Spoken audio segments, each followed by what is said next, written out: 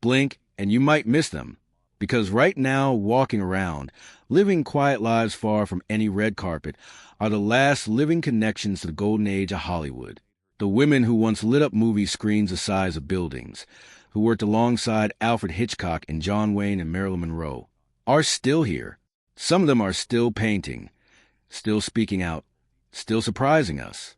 So stick around, because by the end of this video, you'll know exactly who they are, and you might be shocked at how many of them you can actually recognize. Let's start with a woman who became one of the most recognizable faces in cinema almost by accident.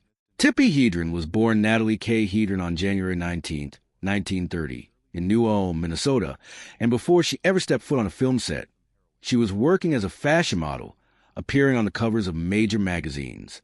Her life changed when Alfred Hitchcock spotted her in a television commercial and offered her a personal contract, eventually casting her in the lead role of The Birds in 1963.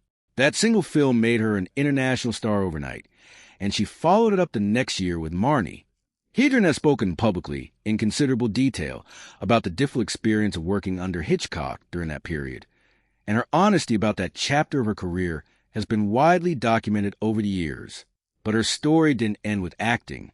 In the years that followed, Hedren became one of the most dedicated big cat conservationists in the country, founding the Shambhala Preserve in the 1970s to rescue and care for lions, tigers, and other exotic animals. She later established the Roar Foundation and was instrumental in helping pass federal legislation protecting big cats from private ownership. Today, at 96 years old, Hedren is still with us, and she remains a grandmother to actress Dakota Johnson, carrying a legacy that spans generations of Hollywood.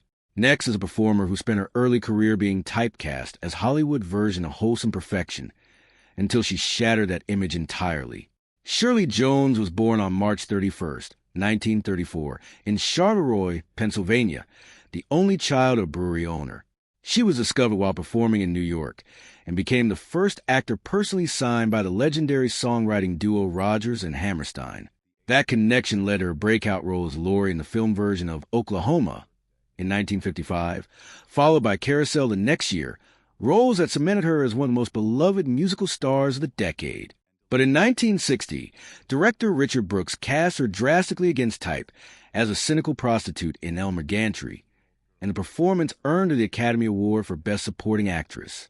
It proved she was capable of far more than the sweetness Hollywood kept handing her.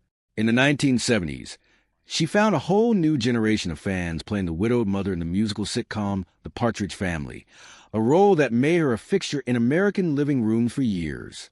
Jones is now 92 years old and remains one of the last surviving stars of the Golden Age musical era. Then there's a performer whose very first major film role remains one of the most technically demanding performances in American cinema history. Joanne Woodward was born on February 27, 1930 in Thomasville, Georgia, and trained at the famed Actors Studio before breaking into film. In 1957, at just 27 years old, she starred in The Three Faces of Eve, playing a woman with three entirely distinct personalities within a single performance. It won her the Academy Award for Best Actress. Woodward went on to marry fellow actor Paul Newman, and the two remained together for 50 years, building one of the most enduring partnerships in Hollywood. History until his death in 2008. Away from the spotlight, Woodward continued acting in thoughtful, often overlooked films for decades, building a body of work that critics have long argued deserves more recognition than it received. In 2007, she was diagnosed with Alzheimer's disease, and in the years since, she has largely retreated from public life, living quietly and surrounded by family.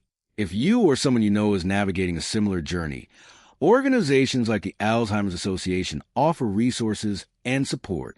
Woodward turned 96 earlier this year and remains one of the most respected actresses of her generation. Now here's one that might genuinely surprise you, because most people assume this next story belongs entirely to the past. Kim Darby, born Deborah Zerby on July 8, 1947, in Los Angeles, grew up the child of professional dancers and started performing as a teenager. Her career-defining moment came in 1969, when producer Hal Wallace cast her at just 21 years old as Maddie Ross in